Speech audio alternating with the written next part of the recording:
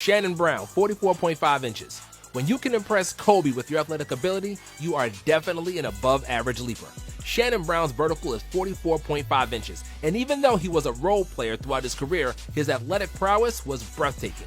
Brown won 2 titles with the Lakers in 2009 and 2010, where he played the best basketball of his career. He also appeared in the 2010 dunk contest, but surprisingly, couldn't get past the first round. Zion Williamson, 45 inches.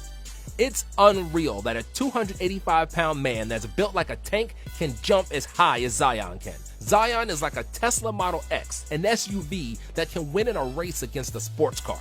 With the 45-inch vertical, Williamson is one of the most athletic players in the NBA. Even as a rookie, he's one of the most challenging guys to guard, and we've seen players simply bounce off his large body. At his time at Duke, he successfully completed a dunk from the free throw line, leaving all GMs drooling to get the #1 pick. Hopefully, he'll remain injury-free so we can all enjoy the game of this physical marvel. Spud Webb, 46 inches.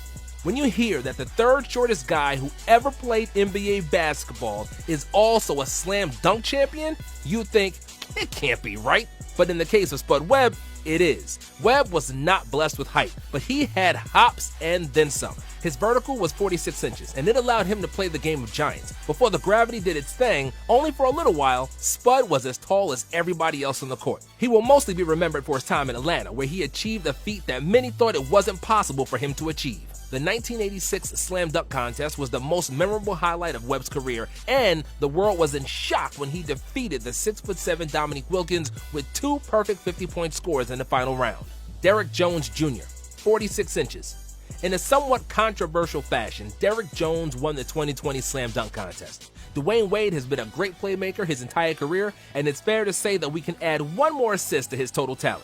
Nevertheless, even though Aaron Gordon deserved to win, so did Derrick Jones. His dunks were just as impressive, propelled by a 46-inch vertical leap. When Jones Jr. elevates, it really feels like he is gliding through the air. And it's not just for the show, as he is probably the best in-game dunker in the NBA today. He's not the most important guy for the Miami Heat, averaging 9 points per game, but he's certainly the most dazzling. Zach LaVine, 46 inches.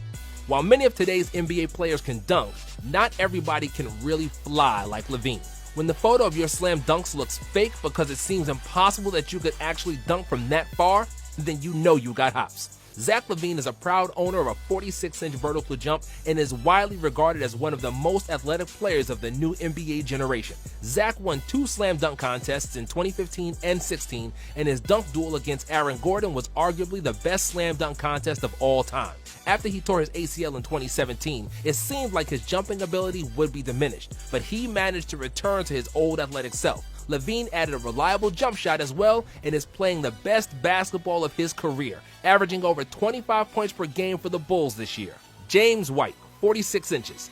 James White did not have a stellar NBA career, appearing in only 67 games with the averages of 2.7 points in less than 9 minutes per game.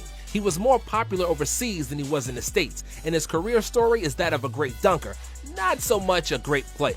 Nicknamed Flight, James White could really soar when he turned on the Jets. With the highest measured vertical of 46 inches, dunking was his specialty, and he was famous for various between-the-legs acrobatics. He appeared in many dunk contests in various leagues, including the 2013 NBA Dunk Contest as a member of the Knicks. He won an NBA championship with the Spurs in 2007, even though he didn't get a second of playing time in the playoffs. Jason Richardson, 46.5 inches. Jason Richardson was the 5th pick in the 2001 NBA Draft after a successful 2-year stint for Michigan State University, where he won the 2000 NCAA title. Drafted by the Warriors, Jay Rich dazzled with his scoring and exceptional athletic ability. With his 46.5-inch vertical, he was the most athletic player in the league in the early 2000s. Considering he played at the same time as Pete Carter, T-Mac, and Kobe, that is definitely something to be proud of. In the manner of Shawn Kemp, Jay Rich was vicious to the rim, and his dunks made a regular appearance on the NBA Top 10. His out-of-this-world bounce helped him to win the 2002 and 2003 Slam Dunk Contest, and Jay Rich became the first player since Jordan to win it back-to-back. Richardson was a part of We Believe Warriors and 7 Seconds or Less Suns before finishing his career in Orlando and Philadelphia. Dennis Smith Jr., 48 inches. Being able to jump really high is like winning a basketball lottery. It will often bail you out when your skills are not as developed. That can be a gift and a curse, as some players can rely on their athleticism too much and don't perfect other parts of their game. Dennis Smith Jr. is one of those players. He can jump like Michael Jordan and has the same 48-inch vertical as him, but he's far away from his airness. Smith's career has been relatively disappointing so far, and he's averaging only 5 points per game for the Knicks this season. Despite those springs in his legs, he doesn't look like a starting NBA point guard as of yet, and will have to improve his skill to justify big expectations. Darrell Griffith, 48 inches. When we think about the NBA high flyers of the 80s, the first associations are Jordan, Dominique, and Dr. J.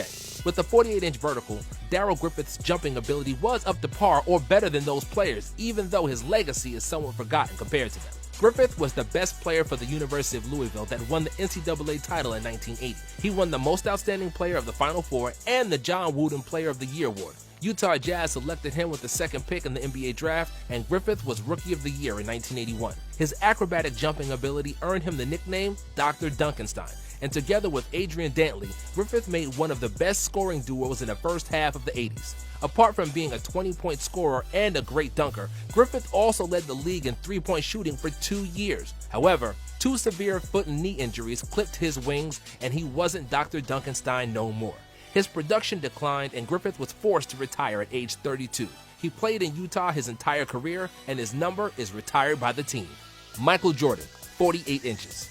Michael Jordan was destined to be great at basketball. He had a perfect body for the sport, and his 48-inch vertical and huge hands set him apart from everybody else. Exceptional leaping ability allowed MJ to make dunks from the free throw line, and it seems that for him, the laws of gravity apply a bit less. Jordan was athletically miles away from every player of his era. While others were merely jumping, Jordan would take flight in his Air Jordans and remained airborne longer than any player we've seen before. Combined with his killer instinct and great basketball fundamentals, this created the narrative for Jordan to be the GOAT. A great example of Jordan's athletic supremacy is Larry Jordan, Michael's brother. Larry was 5'8" and was not a pro basketball player, but Larry could also be called Air Jordan because he had a 44-inch vertical and could dunk with ease. For example, Vince Carter's vertical is 43 inches, which tells you how genetically gifted Jordan was.